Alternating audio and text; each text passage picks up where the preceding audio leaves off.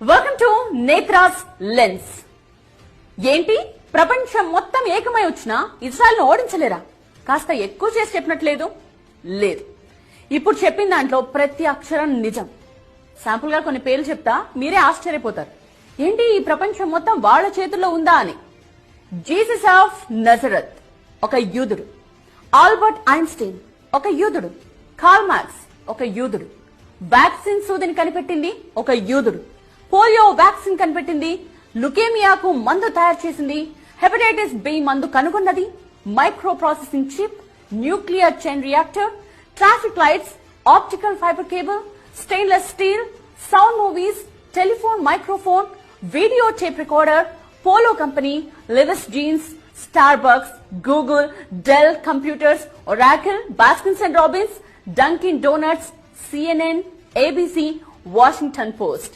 వీటన్నిటి వెనుక ఉన్నది యూదులు. లిస్ట్ ఇలా చెప్పుకుంటూ పోతే కనీసం గంట 2 గంటలు పడుతుంది. మీరు ఏ రంగమైనా తీసుకోండి, యూదులు లేకపోతే అడగండి.